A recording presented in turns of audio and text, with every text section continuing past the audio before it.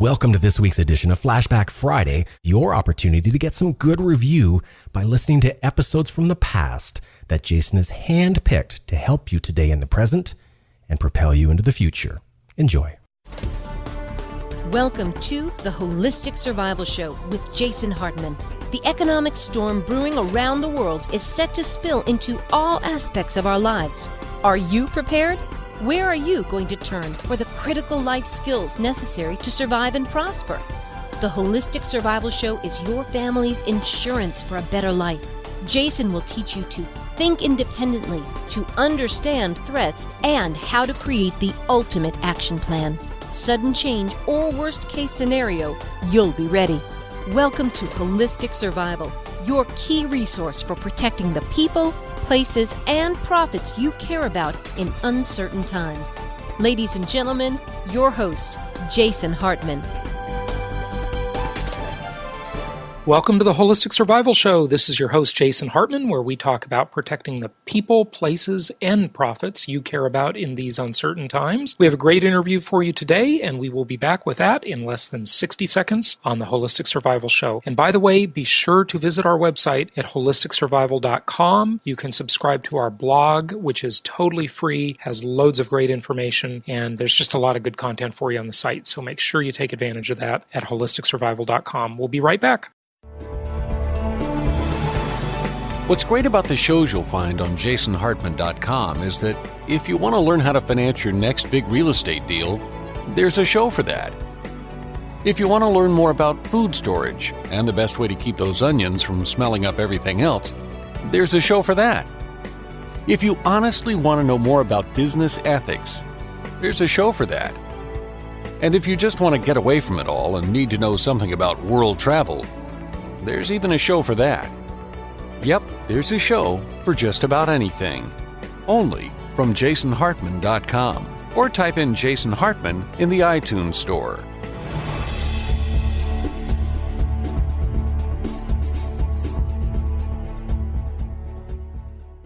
Hey, it's my pleasure to welcome Larry Pratt back to the show. He was on quite a while ago on my Holistic Survival Show, and he is Executive Director of Gun Owners of America, and their website is gunowners.org, and a lot going on in the world of gun control and restriction nowadays, and I think there are very important implications to our freedom and our republic, so it's great to have him back. Welcome, Larry. How are you? Well, thank you so much for having me. Good to be with you. Well, the pleasure is all mine. Just to give our listeners a sense of geography, where are you located? Springfield, Virginia. We're right outside the nation's capital where we lobby the Congress.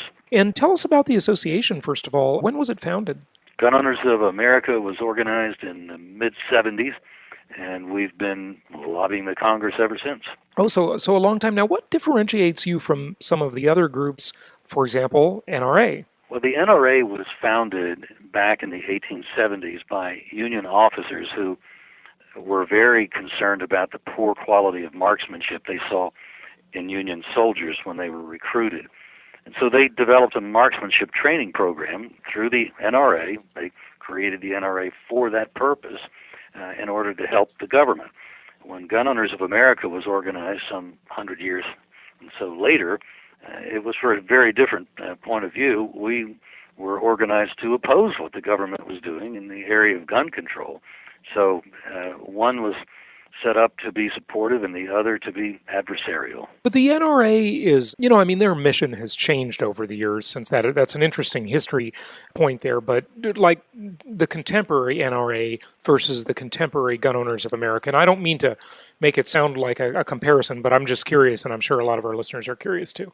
We're very happy that over the years since we've been in operation, Gun Owners of America has seen an alignment closer and closer to the position that we've taken on the part of the NRA. And that's extremely helpful because when there's one voice speaking for gun owners, a lot more impact is delivered into a legislative arena. There's so much going on now. It seems as though the government has just used these shootings in Colorado, in Connecticut, etc., as the exact thing they needed to push gun control legislation.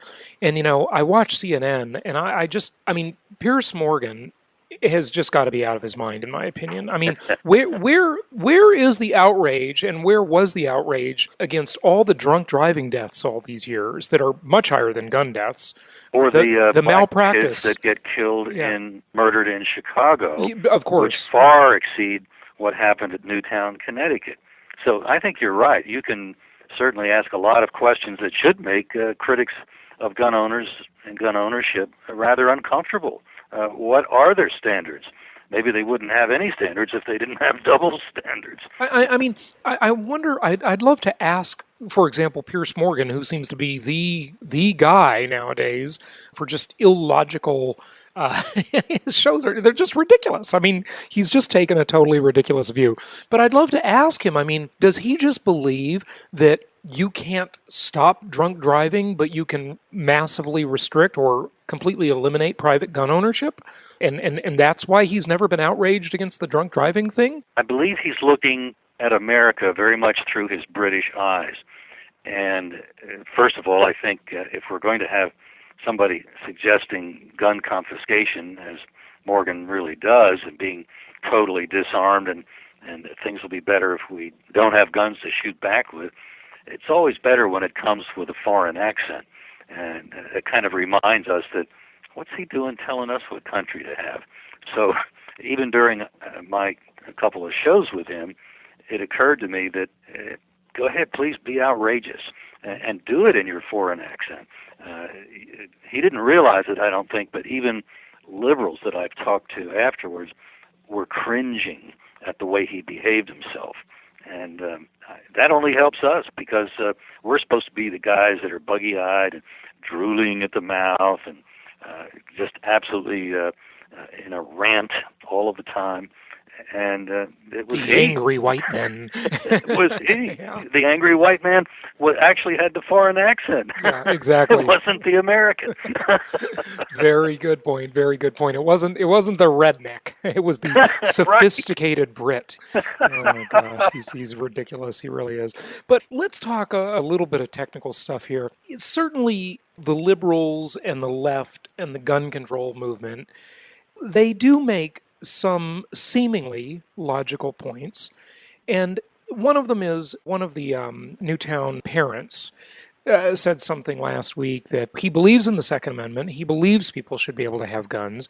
But when the Second Amendment was created, assault weapons didn't exist. I mean, whatever the definition of that means is a moving target, of course. But certainly guns were not as sophisticated as they are today. Back then you had to pack a muzzle. And, nowadays you can have a 30-round clip or even more and do rapid fire. I mean, what is the position on that? I mean, when I read the Second Amendment, it just says a well-armed militia. So whatever the standard of well-armed is, in that time, should be fairly comparable, I guess. Right, and I think we rightly look at that as not being bound by the technology of that time, but just as the First Amendment still offers protection for the press, but it also, the press now includes electronic media, the one that we're using right now, one even conceived of at the time that the amendments were put together. And so by the same token, and by the way, I want to say something on that.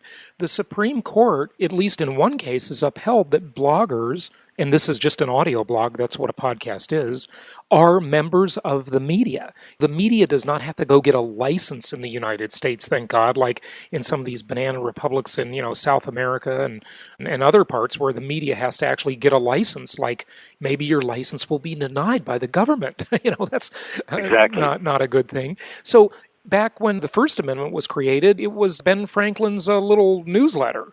A newsletter which was very arduous to use and time-consuming to produce, but now we have all kinds of rapid electronic communications, and we rightly view that as also protected by the First Amendment, not that thing over at the Smithsonian Institution. And it's the same thing with firearms. There were firearms that were commonly owned in the day as militia weapons.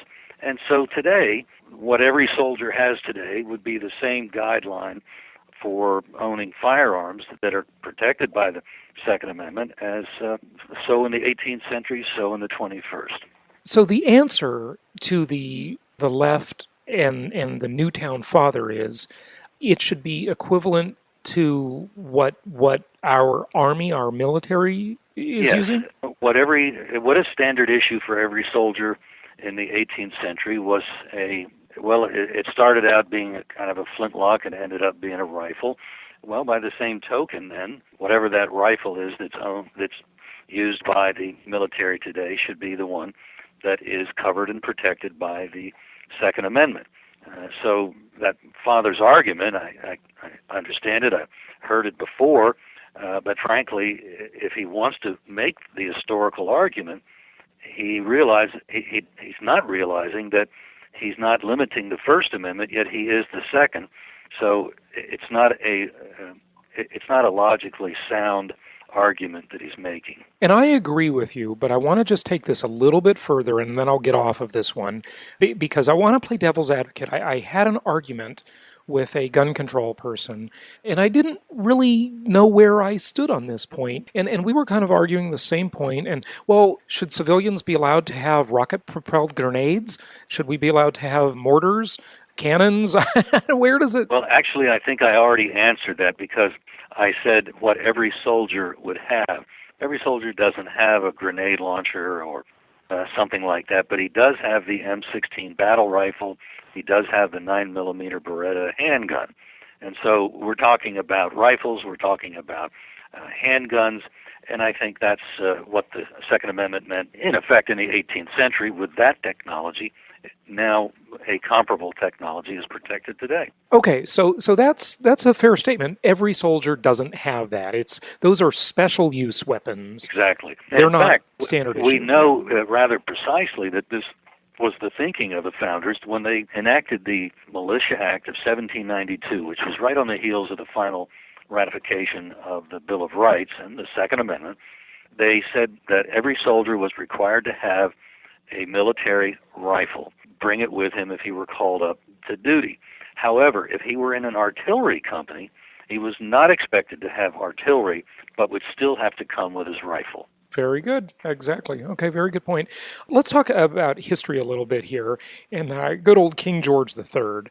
What mistakes did he make with respect to the right to bear arms? And is Obama following in his path? Well, King George III, I think, began making mistakes by overlooking English history, because there had been periods when the kings were off the throne, and they were off the throne because Englishmen had organized under Cromwell and driven the kings out of the country. They didn't do it with petunias. They didn't do it with corn dogs. They did it with guns. And so for him to think that he could ignore firearms, particularly 3,000 miles away, and just behave in a tyrannical fashion without there being some kind of consequence was, I think, a huge mistake. And in addition to the means of resistance, Americans had a tradition of self-reliance, and yes, they viewed themselves as British subjects, but they didn't view themselves as subjects in the sense of slaves, that they were free men, they were Englishmen, they knew what the rights of Englishmen were in England, and for whatever reason, the king thought he was free to abuse those rights in the New World. And what he learned was that that was exactly the last place he should have been so careless. Very good point. We have these areas in the country, and the Supreme Court a couple of years ago overrode the District of Columbia and said that their laws were unconstitutional, their gun restriction laws. And you look at a place like Chicago, which has just got, I believe, the highest murder rate in the country, or very close to the highest, if not the highest, tremendous crime problems, and at the same time, a tremendous amount of gun control. Tell us about the fallacy of these gun-free zones. Well, Chicago is probably as good an example as any, and it happens to be the city that has produced Rahm Emanuel, Barack Obama, and other politicians who are just totally dedicated to obliterating the right to keep and bear arms. Well, they've got gun control in great measure in Chicago. It's almost impossible to have a gun, and if you get one, you really can't have it outside your house. You might be able to take it to outside the city to target practice or something, but forget about a concealed carry permit, not going to happen, and even what kind of gun you get and what kind of hoops you have to jump through make it extremely difficult to really exercise the right to keep and bear arms. And yet it is a city with probably the highest murder rate of any in our country. It's certainly right up there, probably of any in the world. There are whole countries that don't have the murder rate or the number of murders that one city has.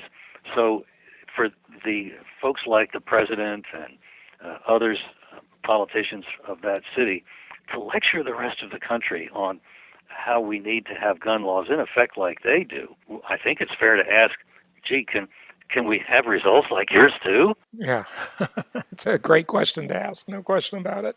How is the gun control lobby able to con people? And I say con because it seems so illogical. Their message, their solutions, right, they just don't seem to work. They don't make any sense.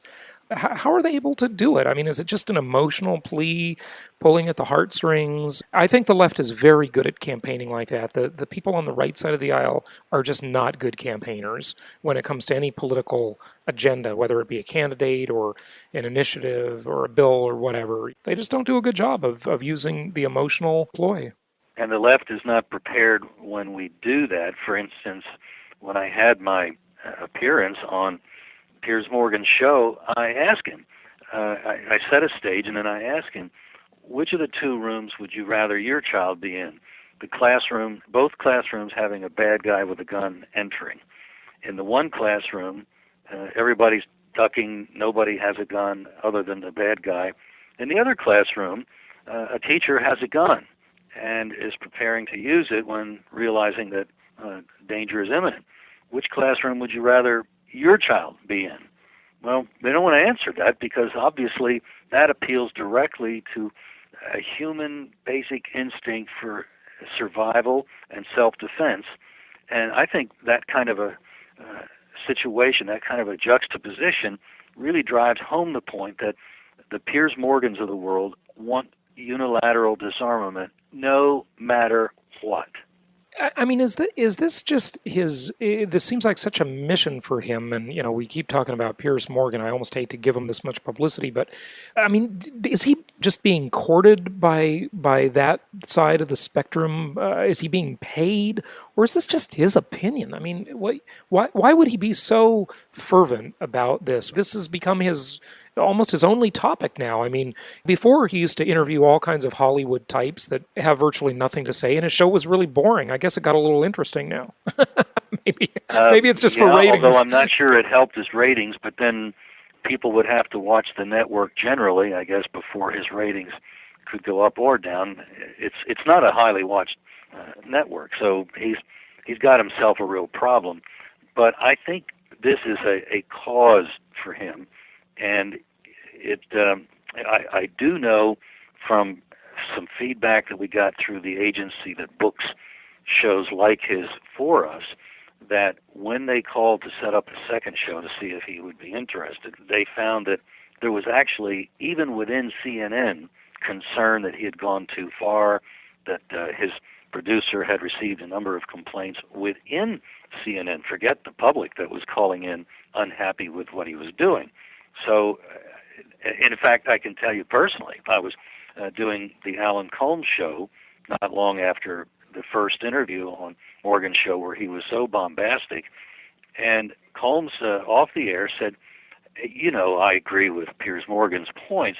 He said, but Larry, I'll tell you, I was embarrassed by the way he behaved. Fair points. So tell us what you're working on now, and your organization is basically a lobbying organization, is that correct? Yeah. Correct, and a lot of our lobbying is enhanced by the feedback that members of Congress get from our members who are in regular touch with email, postcards, whatnot, on the Second Amendment issue, and it helps a lot. The big project right now is resisting an expansion of the instant background check. We've argued that the background check is not useful for the police. They don't bring hardly any prosecutions under it. It's just not something they use.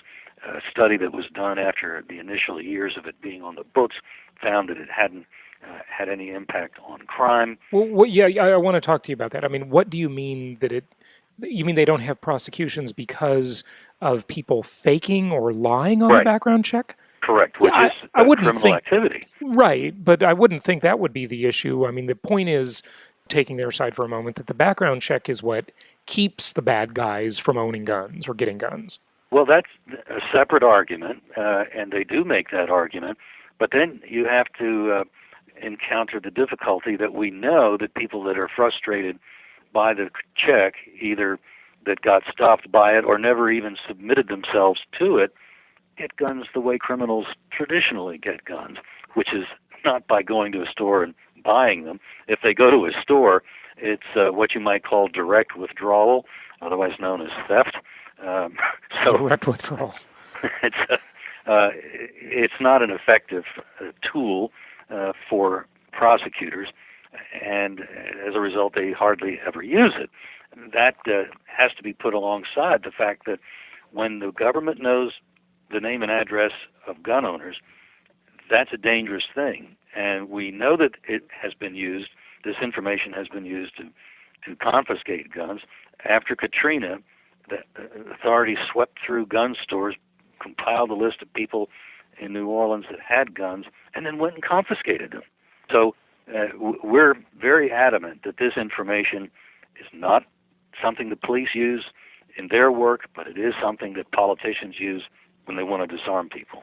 So what's going to happen on the background check thing? I mean, it got easier. When did the Brady bill expire? Well, it hasn't expired. The only part that expired was a 5-day waiting period, and once the background check was viewed as fully in place, then the 5 years was figured to be long enough, and that went away, but we were left with the instant background check, which replaced the 5-day, 3-day waiting period under the initial Brady law's provisions. So same law, different technology for accomplishing the same thing. And we think that it needs to all go away. It all needs to expire because it's not a crime-fighting tool. It's only something that can lead to abuse of power by the government. We'll be back in just a minute. Have you listened to the Creating Wealth series? I mean, from the beginning. If not, you can go ahead and get Book 1, that shows 1 through 20 in digital download. These are advanced strategies for wealth creation. For more information, go to jasonhartman.com.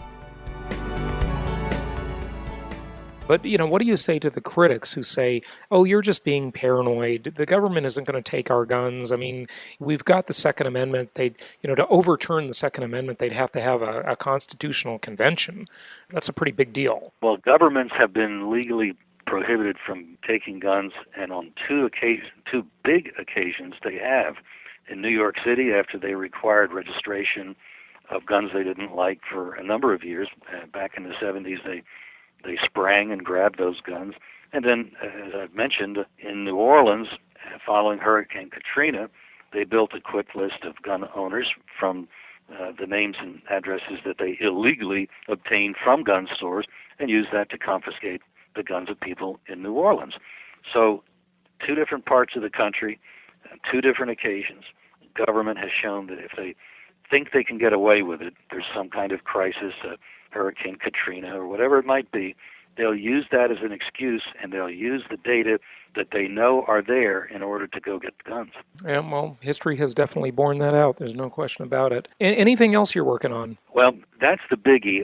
We hope that, at least at the federal level, that is pretty much the sum total of what we have to deal with on a kind of defensive basis. We're working proactively to seek support for Representative Steve Stockman's bill to get rid of the federal law prohibiting guns in schools so that those gun-free zones are no longer there, and a teacher would be free to have a concealed carry firearm, a principal, a janitor, so that if some dirtbag tries to repeat what happened in Newtown, Connecticut, there could be an instant response rather than having to wait 20 minutes, which was the case in Newtown, Connecticut. And it's just the dirtbags are always seeking out the gun-free zones. The movie theater in Colorado was a gun-free zone.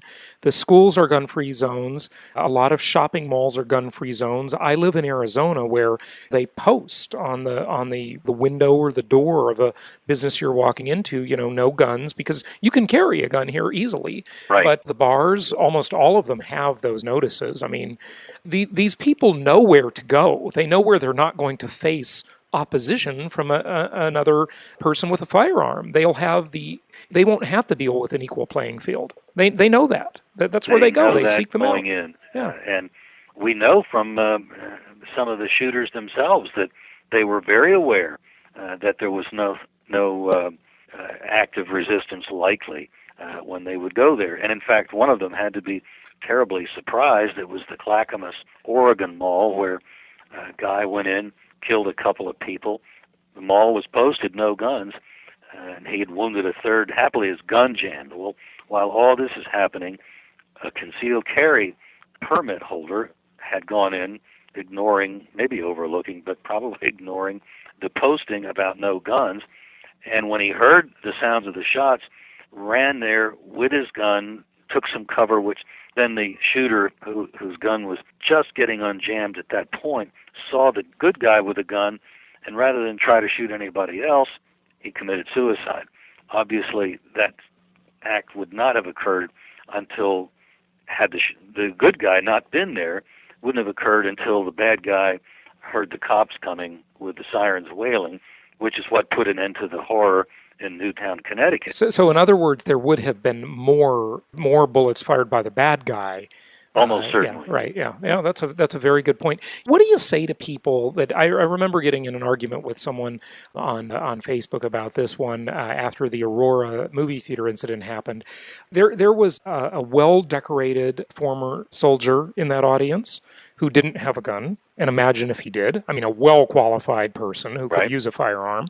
What do you say to the people that say, that's the most ridiculous idea ever? If people were armed in the movie theater, in a dark theater, there would have been people shooting all over the place. Well, the perpetrator was in front. I mean, he was right up there in front. He was kind of an easy target. And then they say, well, he was wearing body armor. Well, body armor certainly isn't foolproof. It doesn't cover everything. But what do you say to those types of claims? Well, first of all, what they're saying is that no defense is a better defense than being able to shoot back. I can tell you from all of these cases where we've studied them, once there's another guy with a gun, no matter what the preparations that the bad guy has made, that seems to signal in his twisted mind, end of game. And the guy in Aurora, first of all, had somebody shot back, I think it would have completely taken him off his game. And my guess is he very likely would have gone in some other direction, gone away from the crowd, stopped shooting. Secondly, yes, it was dark, but here's a guy on the stage in front of a lit screen. It's hard to imagine a better target surrounded by nothing else that might be sort of collateral damage. If somebody had been able to, everybody's crouching down in that theater, remember, once the first few shots had been fired. If somebody had been able to shoot back, they would have had the luxury of even resting their firearm on the back of a seat in front of them and shooting from there. That, by the way, is what happened in a similar situation in South Africa, where a couple of guys, 3 guys actually, with AK-47s, jumped in front of a large group of people. It was a church, and it had about 1,000 people in it. And the guy who shot back did precisely what I'm talking about. First of all, in any theater of any size, they're almost certainly going to have a sloped floor, and the back will be a little raised over the front. So the stadium-style seats, yeah. Yeah, so they can see over. And so the defender in South Africa took advantage of that, bench rested, as it were, his hand and arms on the seat back in front of him, and with a .38, which he now apologizes for, should have been a real gun, but with a little .38 5-shot revolver, he was able to hit one of the shooters. And that broke it up. As soon as that happened, they ran out of the building, and it was the end of the attack. He didn't even realize he'd hit the guy at first. It wasn't until later, when the guy ended up at the hospital, that he realized he had hit him. What he did realize is that he thought it was just the sound of his gun that broke off the attack, and whether it had been that or hitting him didn't matter. The attack was broken off, and as the police said, tens and scores of lives were saved. These guys had machine guns. They were tossing hand grenades out into the audience. This was a savage attack, and he was able to stop it almost immediately. I want to just get, and I know our time is running a little long here, but I want to just get one more thought from you here. And this is something that the media doesn't cover, and it's out of your area, I'm sure, but maybe you have some thoughts about it. And that is, you just don't hear about it because look who advertises on the mainstream media. But that is the subject of these pharmaceutical drugs, the prescription mental health drugs that all of these shooters seem to be taking, whether it's the SSRI type drugs like Prozac and Lexapro, right, or Adderall. All of these, these are massively abused prescription drugs. And I think Big Pharma's got so much money behind it that nobody's talking about it. And I think it's a big part of the issue. They all come with warnings that while using or while in the immediate aftermath of coming off using these drugs, one or the other can produce these kinds of violent reactions in people. Now, of course, not everybody goes out and grabs a gun and shoots the place up. But the warning, like all other pharmaceutical warnings, is this can happen. And obviously there will be a certain number where it will happen. Well, it's one thing if you get nauseous, but it's a little bit more of a problem if you get murderous. And so, yes, that's been one of the common elements in most of these mass shootings. Another one is that, including the most recent one, dabbling with the satanic is another element. The guy up in Connecticut actually had a Facebook page for Satan, and the guy that shot Congresswoman Giffords had an altar in his backyard that was occult in nature.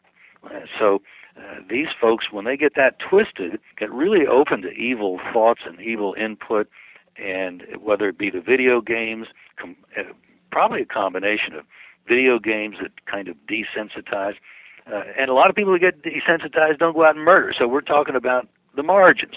But you add up desensitized by the video games, judgment weakened by drugs, and then judgment replaced, even, if you will, by dabbling with the occult, you get a witch's brew there that's pretty bad. Yeah, you sure do. You sure do. It's pretty scary stuff. Well, give out your website if you would, and you're looking for donations to do your work, and just maybe can you share? And I think this is probably public record with a nonprofit. What is your budget? What kind of budget are you operating from in terms of hiring lobbyists and doing your thing? Well, we operate with no more than a couple of $1 million a year. We solicit individual contributions. It's almost exclusively the support that we get. Individuals sending $25, $50. They can do it online, even if it's increasingly an internet support base. I guess we're very much part of the 21st century. So we've been very privileged to have lots of people support our work, even with small contributions. It adds up to enabling us to be an effective presence here in Washington. Good stuff. Larry Pratt, Executive Director of Gun Owners of America, and the website is gunowners.org. Thanks so much for joining us today. Hey, thanks so much. Appreciate being with you.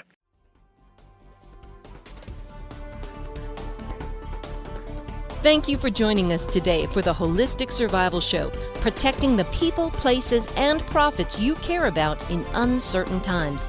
Be sure to listen to our Creating Wealth show, which focuses on exploiting the financial and wealth creation opportunities in today's economy. Learn more at www.jasonhartman.com or search Jason Hartman on iTunes. This show is produced by the Hartman Media Company, offering very general guidelines and information. Opinions of guests are their own, and none of the content should be considered individual advice. If you require personalized advice, please consult an appropriate professional. Information deemed reliable, but not guaranteed.